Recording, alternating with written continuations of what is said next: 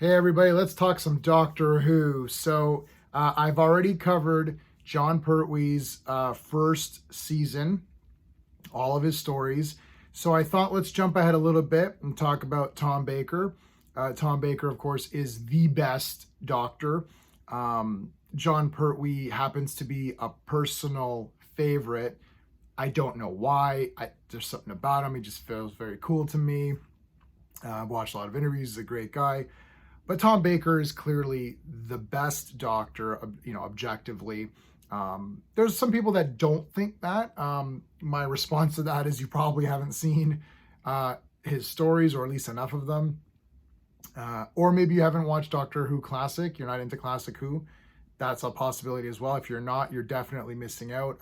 It's tough for me to imagine someone watching modern Doctor Who and not going back and rewatching all of it. I'm a little bit of OCD that way. As soon as I started with, I actually started with the 11th Doctor, actually. I had seen a couple of things here and there. So I did see Rose, that episode. The first one I saw was a Colin Baker Cyberman story, actually. I love Colin Baker. He was actually kind of the first Doctor I had actually watched a story of. But then after, of course, I started with 11th Doctor, fully watching everything. And then we went back and watched New Who. And then after we finished New Who, we went back and we actually started with Tom Baker, watched the rest of it. And then we went back and started with John Pertwee and watched that. And then I went back and watched 1 and 2. So I kind of watched them in a weird order. I watched them in release date of DVDs, like how I could get them. So I do own every Doctor Who DVD there is to own, or Blu-ray if they've upgraded it. So I didn't watch it in order. Obviously, I didn't watch it with the William Hartnell #1, but I have seen it all. So there you go. That said, let's get on to Robot. So this is Tom Baker's first story, and I'm going to review it using my space system: story, pacing, artistry, characters, enjoyment. Each category gets a score between 0 and 2. 2 is the best you can get in any category. Please keep in mind that my space system was designed to judge movies or TV shows or comic books based on themselves, their expectations, and their peer group. So I'm reviewing Doctor Who Robot in comparison to other Doctor Who. Doctor Who is my favorite television show of all time. Star Trek is also there as well, of course. Blake 7 is another one. I love the 66 Batman show. I do love Daredevil. I quite enjoy Gilded Age and Downton Abbey, some of these Julian Fellows shows. So I'm not comparing it to that. I'm not comparing, an episode of Doctor Who to an episode of Star Trek, even though they're kind of sci-fi-ish, but like Doctor Who's more fantasy. I'm comparing Doctor Who to Doctor Who. So in all of the Doctor Who stories, how does Robot rank in terms of a score? That's what we're discussing right now in this video. For the storyline, I'm going to give it a 1. The storyline was okay.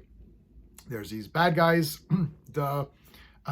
They make this robot. They want to destroy stuff. That's it. They're bad guys. They're baddies. Look, it's basic, generic Doctor Who story, which I think is okay for Tom Baker's first one. You don't want to lose yourself in a lot of plot and a lot of intricate details and stuff where you're trying to introduce Tom Baker and he shines. Obviously, we're going to get to that in a second.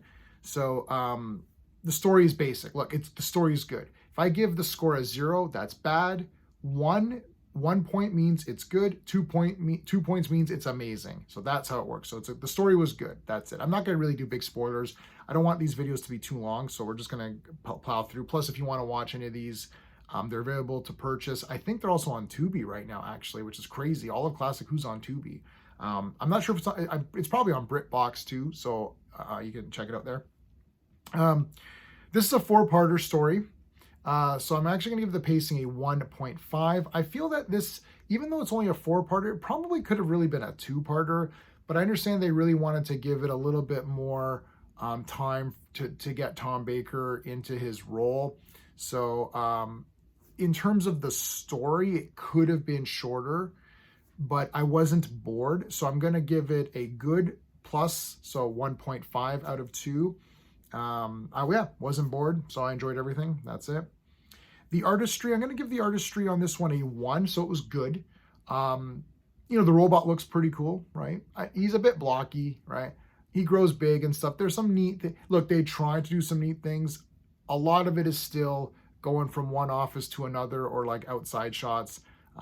They didn't really push anything forward like they will in Ark in Space, which we'll talk about in another video. It's like, it looks good. Like, it's like, okay, you know, it's just offices and you got a robot and he kind of grows big. He does other cool stuff. So there you go. That's fine. The artistry, I give it a 1. The characters, here's the big one. I'm giving it obviously a perfect score of 2 out of 2 for the characters. I mean, Tom Baker is a riot in this first episode here, in this first story. He's bloody awesome right away. Within, you know, there's just some of these characters. I'll tell you, like, you know, some of these characters they grow on you. Some of these doctors, you're like, well, the first one, I gotta get used to it. I remember even going from Eccleston to David Tennant, and David Tennant's just one of my favorites. And they're both, Eccleston and Tennant are amazing actors.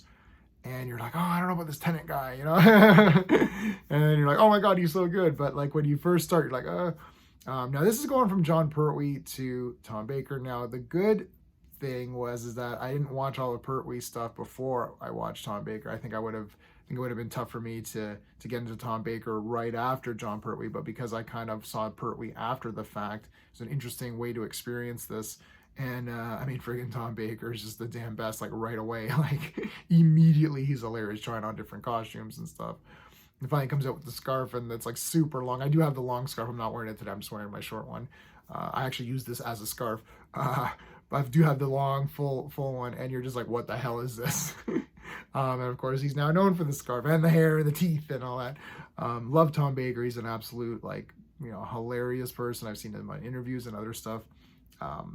We got Liz Sladen back, obviously, as Sarah Jane, and she's awesome. Like, she's like basically second favorite companion, one of the best characters in Doctor Who. So she's obviously bloody awesome.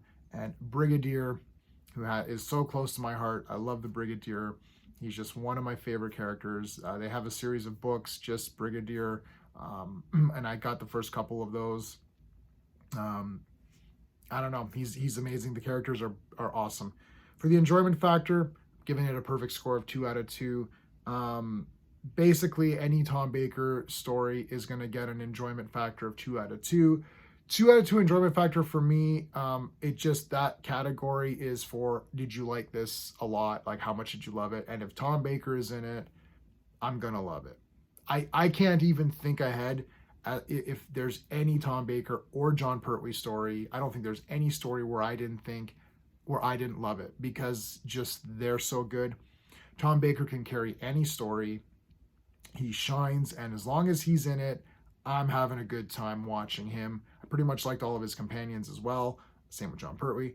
So yeah, so that's going to leave us with a final score of 7.5 out of 10. Obviously not one of the stronger intros to a Doctor. Tom Baker himself is just like the damn best. So obviously he's making this better. But I am critically analyzing this. And again, please remember, this is in comparison to Doctor Who. I will take Robot over like any episode of any current show on right now. Yeah, I would say any show right now. Yeah, I was about to say maybe not Daredevil or Gilded Age, but you know. Anyways, well, Daredevil's not on right now, so I gotta get out of that one. But you know what I'm saying. Look, I love Reacher. Season 2 so far has been awesome. So it's like, but like, look, Tom Baker is Tom Baker. If he's in a thing, it's gonna be damn awesome, especially if it's Doctor Who. So there you go. 7.5. I think that's pretty fair. Storyline could have been a little bit better. Probably didn't need to be 4 parts. But other than that, still really like this episode a lot. So stay tuned if you like this kind of content. If you like my space rating system, please like the video, subscribe. I do have all of Jon Pertwee's first season already reviewed. It's in the can, so check those videos out. I'm going to finish up Tom Baker's first season. That'll be the next. So next one's going to be The Ark in Space, and oh man, wait till The Ark in Space. So that is it. We do have memberships for the channel. There's a Legionnaire tier if you want to become a member. All the information's in the description of the video. All right, thank you, everybody. Until next time.